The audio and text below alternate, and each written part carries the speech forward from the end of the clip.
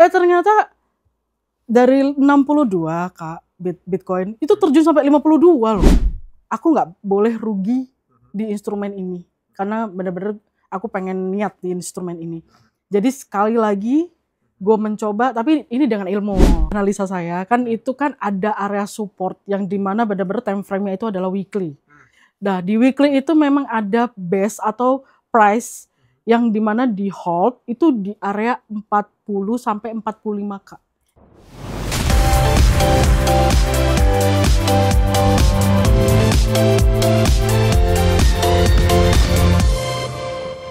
Lely Marta Dinata dari Theory of Wealth. Tos dulu dong. Thank you Kak Lely sudah datang. Udah lama nggak Yes, sudah lama. Aku booking Kak Lely itu sudah lama banget. Kok booking?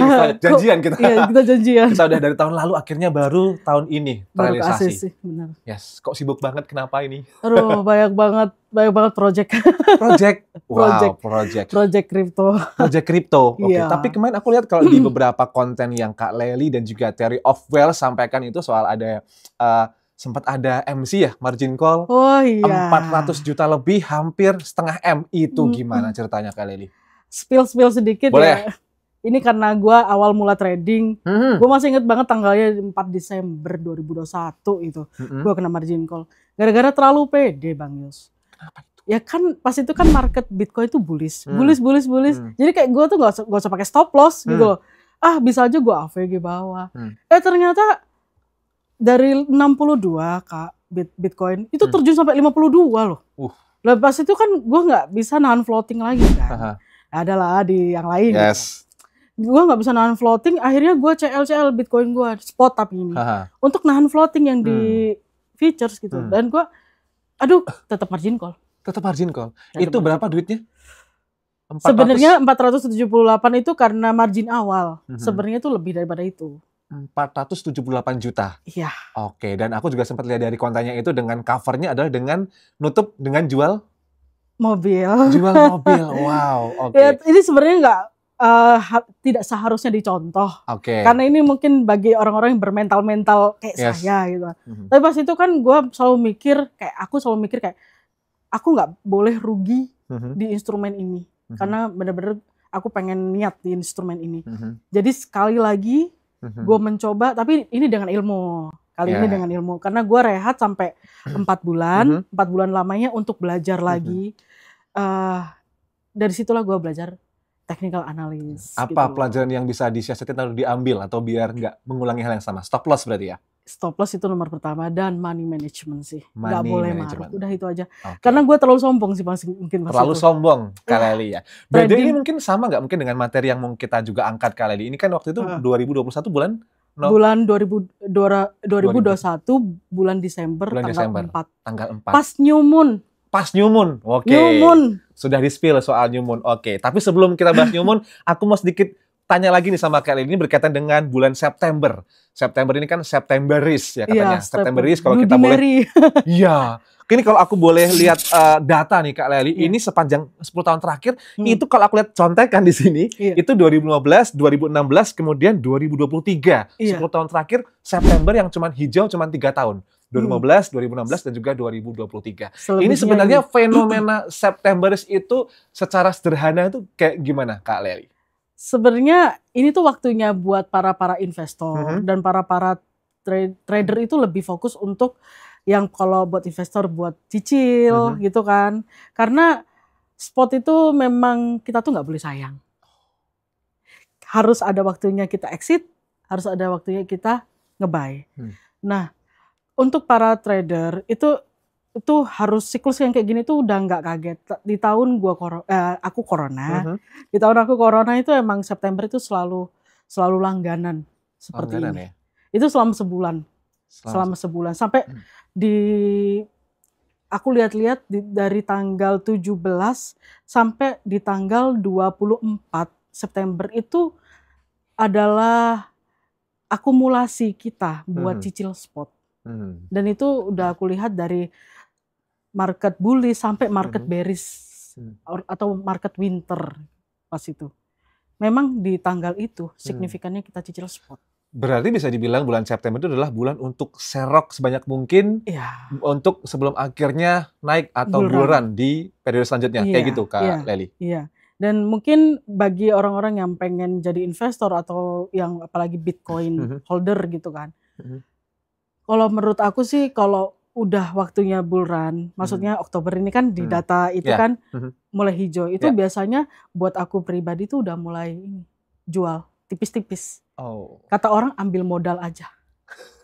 Dia tinggalkan cuannya, biarkan dia jadi naga di tahun 2025. Oh justru dijualnya ketika dia mencoba rebound? Iya.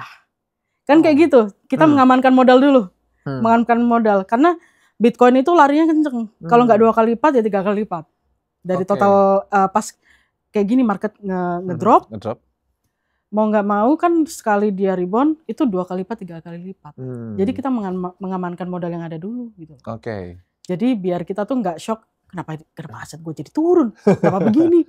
Kalau udah ngamanin modal kan kita selalu mikir, modal gue udah aman kok. Yang running ini cuannya doang. Tapi ada peluang nggak September, kan Septemberis, ini September rebound. Ada nggak di bulan September ini mungkin untuk bersiap untuk naik gitu, Kak Lely? Ada. Kira-kira di akhir atau di awal Oktober atau bagaimana? Itu kalau di September memang ada kenaikan. Itu kalau di astrologi. Oke. Rasi bintang dong berarti. Iya, itu namanya full moon. Full moon terjadi di tanggal 17. Kan kita kan ada nanti tentang perihal suku bunga di tanggal 19 September. Biasanya market itu mengalami kenaikan dulu sebelum dibanting pas suku bunga itu. Berarti emang sebelum pengumuman pasti kebanting dulu atau gimana? Iya, enggak, naik dulu untuk dibanting. Naik dulu untuk dibanting? Itu ketika pengumuman The Fed berarti ya? Iya, pengumuman The Fed itu pasti itu. Narasi soal September ini apakah hanya memang puncaknya atau all time low-nya itu di bulan September only atau gimana Kak Lely selama ini? Selama aku ngelihat emang low-nya itu emang di September. ATL-nya ya? Iya. All time low-nya ya? Iya, dan siap-siap dijualnya Oktober. Siap-siap dijualnya di bulan Oktober? Oktober dan awal-awal November, mungkin tanggal 1 sampai tanggal 5-an. Berarti ini kesempatan untuk trader, kalau investor kan pasti tetap hold ya. Untuk trader ketika membuang atau menjual Bitcoin adalah di awal Oktober? Iya. Tanggal? Mungkin pertengahan Oktober lah. Soalnya pas awal-awal Oktober itu masih recovery untuk menuju kenaikan harga lagi gitu. Prediksi sempat beberapa media juga menyampaikan bahwasanya sebelum koreksi ini Bitcoin sempat akan turun benar-benar koreksi all time low. Ada juga yang menyatakan sampai 45K atau 45.000 USD. Nah ini prediksi apakah tetap akan ke bottom lagi, akan turun lagi atau gimana Kak? Kalau dari perspektif dari teori of wealth dari seorang Lely Martadinata gimana Kak? Kalau secara analisa saya kan itu kan ada area support yang dimana benar-benar time frame-nya itu adalah weekly. Nah di weekly itu memang ada base atau price yang dimana di hold itu di area 40 sampai 45K. Emang itu the best buat cicil spot sih, apalagi Bitcoin gitu. Emang aku berencana memang di area-area situ gitu loh, untuk menuju bull run lagi ke atas.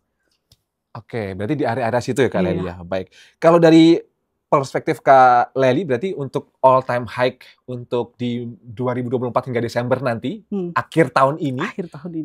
Bitcoin di angka berapa all time high-nya? Masih belum jebolin 80K sih. Belum? Belum. November mungkin 88K belum nyampe ya? Mungkin itu adalah kejutan di tahun 2025. Kejutan di tahun 2025. Baiklah Kak Lely. Kalau juga melihat ini fenomena soal bearish September ini, apakah sebenarnya ini berarti juga bisa dibilang kalau kita lihat juga investor kripto di Indonesia ini udah lebih dari 20 juta pengguna, 20 juta member yang menggunakan kripto. Berarti ini adalah sinyal untuk serok saat ini ya, baik trader maupun investor. Iya, soalnya ini itu momen 1 tahun sekali yang benar-benar itu di dip gitu loh. Mungkin kalau setelah 2025 mungkin kita akan mengalami market winter.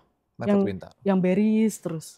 Yang benar-benar di dip. Cuma kan ini kan kita persiapan untuk 2025 yang katanya bull run itu gitu loh. Market winter tuh kurang lebih kalau di tahun depan ada kebayang nggak Kak Lely ini bulan apa mungkin dari analisa dari pihak Theory of Wealth? Mungkin setelah tahun 2025. Oh, mungkin menjelang 2026 berarti ya? Iya, mungkin Desember kebanting lagi kayak saya kemarin. Kebanting? Atau gara-gara The Fed ya? Bukan, tanggal 4 Desember 2021. Oh, iya, Setelahnya kan kita winter berapa tahun itu. Oke. Berarti waktu itu juga waktu masih pandemi COVID waktu itu ya? Setelah 2021 ya, 4 Desember. Setelah 2021 kan. Ya, pandemi COVID 2019, 2020, ya setelahnya pandemi COVID. Kalau ini tadi juga Kak Lily sempat mention soal The Fed, suku bunga The Fed, Powell dan sebagainya. Ini kalau dari kacamata Kak Lily ini, ada yang kalau kita boleh lihat contekan nih, ini kalau ketika suku bunga dipangkas 50 BPS, itu akan merugikan pasar kripto. Tapi kalau dari suku bunga The Fed ini dipangkas hanya 25 BPS, ini justru menguntungkan pasar kripto. Ini dari kacamata trader, Theory of Wealth, gimana Kak Lily? Ya kan kalau semua suku bunga dinaikkan kan berarti good news buat dolar. Everybody jadinya save money. Ya mungkin which is kalau gue pribadi ya pasti gue save dolar dong gitu juga. Tapi kalau seandainya kata dia tidak menaikkan suku bunganya, mungkin bagi kami seorang investor dan seorang trader, mungkin kami akan cicil-cicil untuk aset yang beresiko yang seperti Bitcoin. Gitu loh. Karena returnnya lebih tinggi daripada dolar. Tapi kan seandainya kata The Fed, kayak kemarin CPI itu kan di data itu dari 2,9% itu dipangkas jadi 2,6%. Nah tiba-tiba kan Bitcoin dikit-dikit mulai naik ketika mengalami drop, ya kan. Nah, di situ adalah angin segar buat para holder kripto gitu kan. Kalau dolar turun, Bitcoin-nya naik. Itu sih simpelnya. Kalau suku bunga naik, berarti orang-orang pada save money, save dolar. Apalagi Cina dan Jepang itu udah mulai menjual-jual obligasi Amerika. Yang membuat Amerika ini semakin tertekan untuk gimana ini? Uang tidak bergerak gitu kan. Mau nggak mau dinaikkan suku bunga agar aliran dana asing itu masuk. Dolar kembali ke negaranya. Ini berarti kayak Jepang sama Cina itu melepas ketergantungan pada dolar gitu ya? Benar. Oke, gitu sudah banyak negara yang melakukan itu ya? Iya. Dan Eropa, Bank Federal Eropa itu udah menurunkan suku bunganya. Cuma tinggal sisa Amerika yang belum menurunkan suku bunganya ini. Gitu. Oke, berarti berarti bisa setiap ada rumus berarti ketika dolar itu menurun maka akan berbanding terbalik dengan Bitcoin itu naik.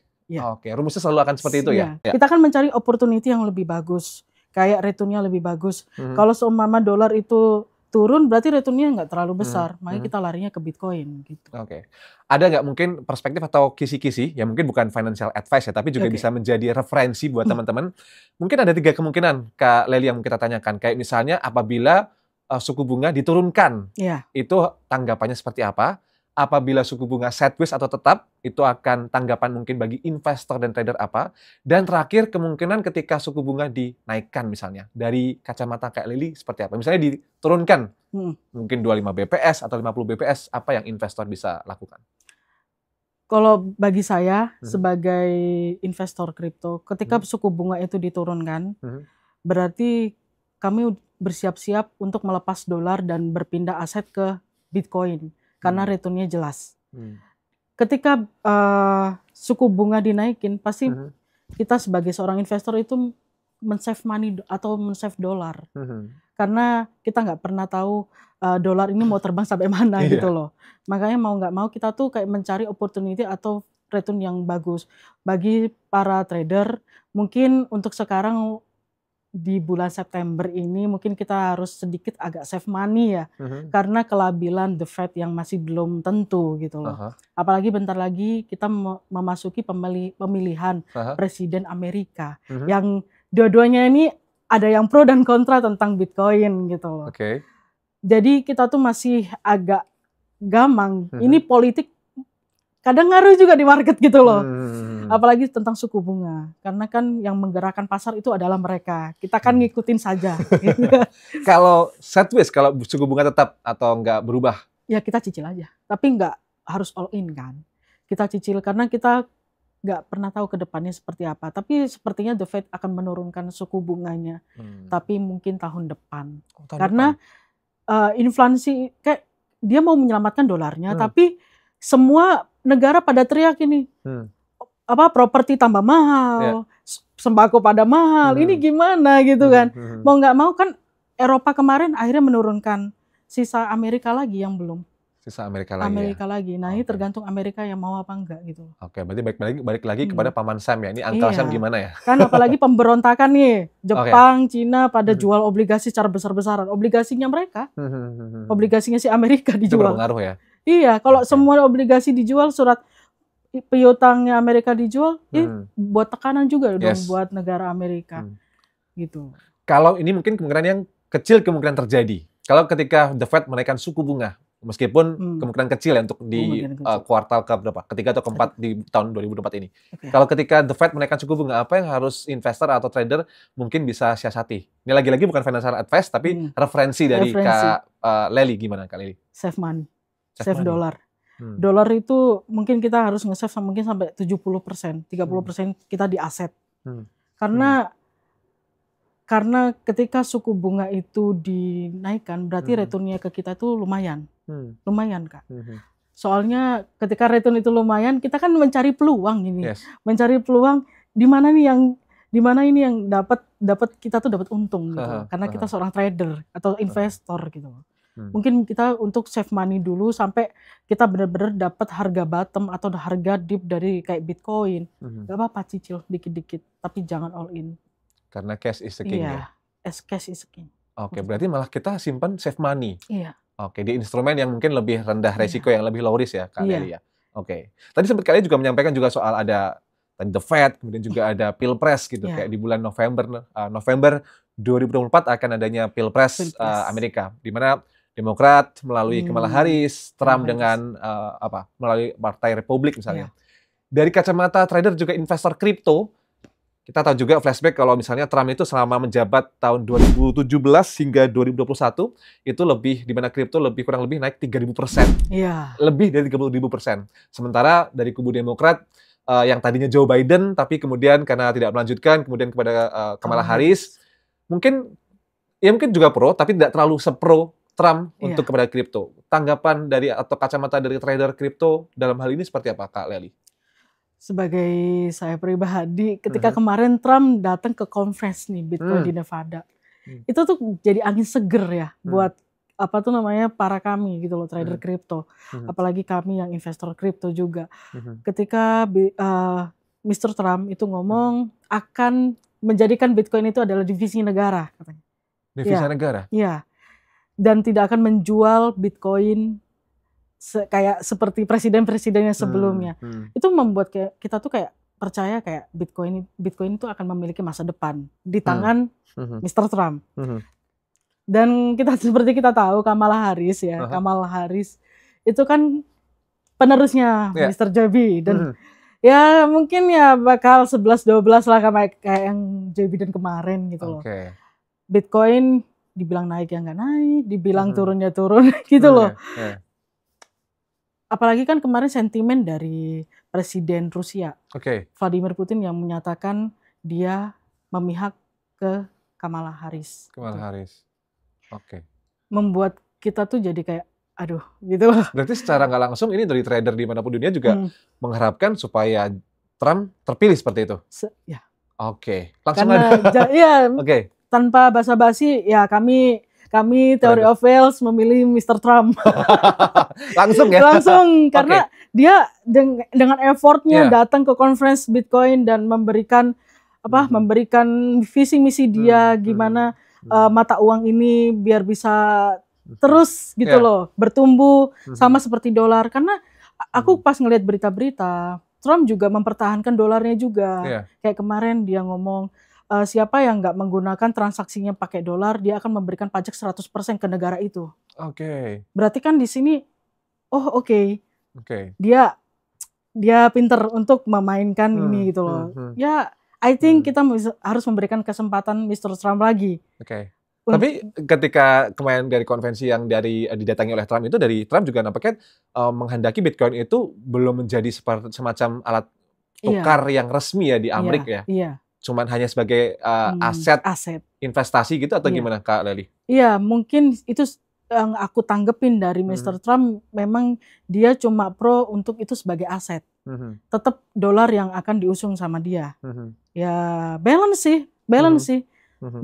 Tidak seperti si Kamala Harris yang masih 50-50. Masih 50-50 ya.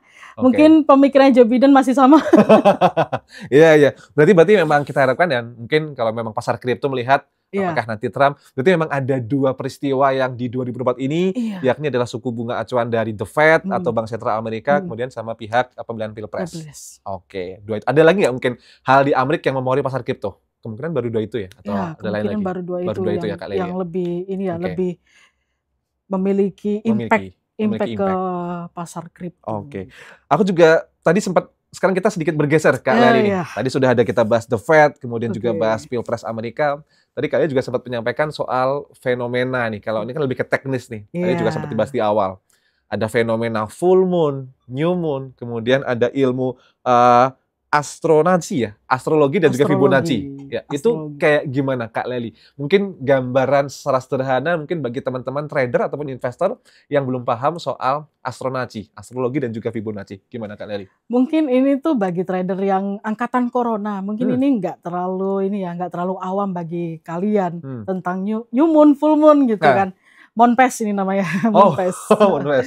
Ya, kalau di kalender lunar itu kalau full moon itu pasti kenaikan, new moon itu penurunan. Dan itu berkali-kali memang aku pakai itu untuk serok harga, serok aset. Ketika new moon itu aku udah siap-siap mencari harga bottom atau harga dipnya. Dan pas full moon itu aku lepas. Ya kayak indikator fear and greed lah. Fear and greed. Ya. Aku masih nyimak Kak Lely kalau masih menamakan. Ya, jadi mungkin beberapa orang kan kemarin kita lihat tanggal 3 September kemarin itu Bitcoin turun. Itu pas itu di new moon.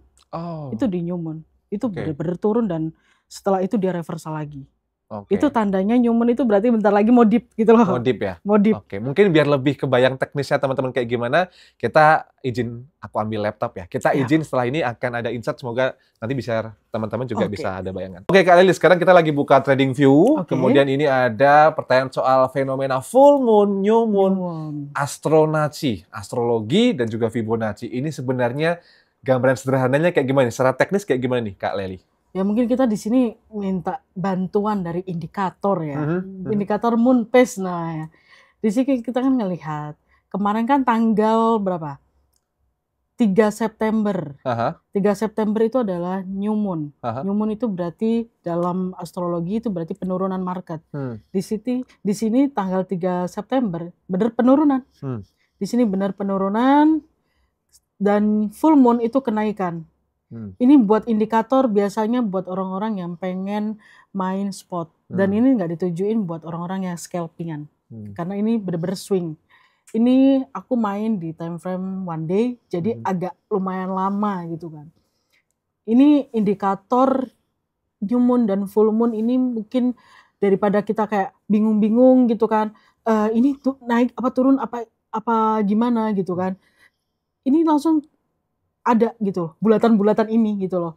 Kalau yang new moon itu bulatan merah, kalau yang full moon itu bulatan yang hijau ini gitu. Kalau yang itu ada merah sama apa? Hitam atau hijau? Hijau. Kalau hijau itu berarti itu kenaikan atau full moon. Karena kemarin itu di tanggal 19 Agustus.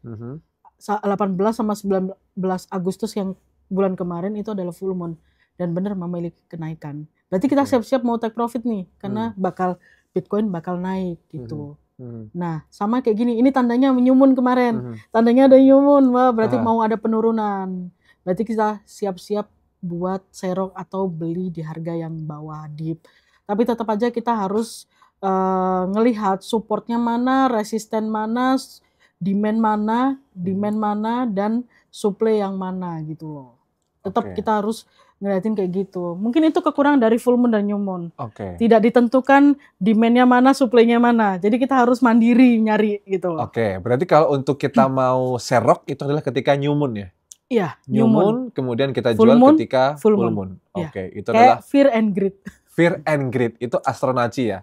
Astrologi dan juga tentunya Fibonacci. Iya. Baik. Ada lagi Kak Lely yang mau ditampilkan atau cukup itu aja? Ya mungkin ini bukan sebagai patokan ya untuk kalian bagi seorang trader kayak oh kita pakai Moonpage nih gini pasti akurat. Tidak.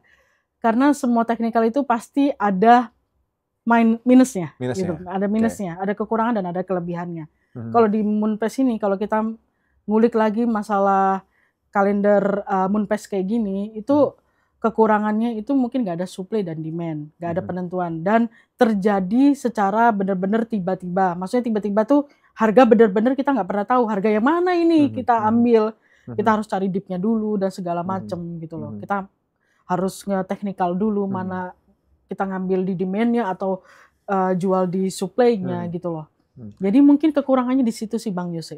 Secara teknis ketika kita mau tadi Kak Lely sampaikan ada dip atau apapun ATL all time low itu tandanya ketika itu udah ATL atau all time low apa Kak Lely? Jadi ini tuh sebagai kayak ini sebagai tanda. Kayak ini kan berarti ada new moon di tanggal 3 September kemarin. Berarti kita siap-siap untuk menunggu dia di harga low-nya. Nah, mungkin kalau bagi gua seorang trader, mungkin gua ngelihat di sini ada liquidity, ya udah. Mungkin gua belinya di area liquidity yang sejajar seperti ini. Baik. Itulah saat kita serok ya. Iya, saatnya kita serok.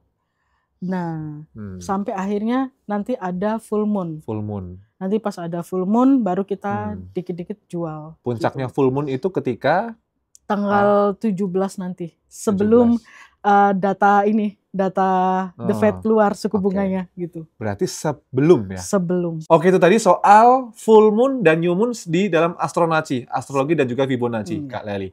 Oke, new moon, full moon, terakhir honeymoon. Ya, beda lagi ya. Oke, dan Kak Lely, mungkin dari terakhir nih Kak Lely, sebagai closing, mungkin ada pertanyaan dari Yose yang terlewatkan, atau mungkin bisa kasih closing statement kita terkait materi kita hari ini, Septemberis, The Fed, kemudian juga ada Pilpres Amerika Serikat, dan juga ada Astronaci. Mungkin ada pertanyaan yang terlewat, atau Kak Lely ada closing statement? Ini buat para trader ya, jangan sesekali terlalu sombong. Sombong maksudnya gini, kalau kalian bisa, jangan terlalu kayak sombong. Aku gampang kok, aku gampang seperti ini. Karena kadang kesombongan itu menghancurkan segala trading plan kalian. Dan itu pernah terjadi di saya pribadi gitu. Percaya diri memang perlu, tapi tidak dengan sombong ya. Percaya diri itu memang perlu, tapi tidak dengan sombongnya. Karena trading itu adalah dagang. Trading itu adalah dagang. Jadi kita nggak boleh rugi atau gulung tikar di trading kalau pengen serius di instrumen yang seperti ini. Wow, psikologi trading pada quote of the day pada hari ini ya. Baik, thank you Kak Lely. Kak Lely, by the way kita ada video giveaway dan juga buat pemirsa di rumah. Mungkin ada pertanyaan dari Kak Lely yang nanti juga teman-teman bisa jawab di kolom komentar. Pertanyaannya silahkan dari Kak Lely ke kamera. Silahkan Kak Lely. Siapa presiden yang akan dipilih nanti oleh Theory of Wealth? Ayo, siapa? Di pemilihan Presiden Amerika. Di pemilihan Presiden Amerika nanti. Nah, itu dia pertanyaan dari Kak Lely. Kamu bisa langsung juga komen di kolom komentar dan juga lihat dari poster berikut ini. Yes, itu dia. Dan juga thank you Kak Lely. Marta Dinata lebih lihai, lebih lincah. Lebih kaya. Lebih kaya. Semoga cuan selalu beserta kita. Thank you tos dulu. Sukses selalu. Terima kasih Indodax sudah memberikan kesempatan untuk Theory of Wealth tampil di Indodax hari ini. Sama-sama. Thank you banget dan sukses terus. Sukses selalu. Oke. Salam aset masa depan. Thank you. See you.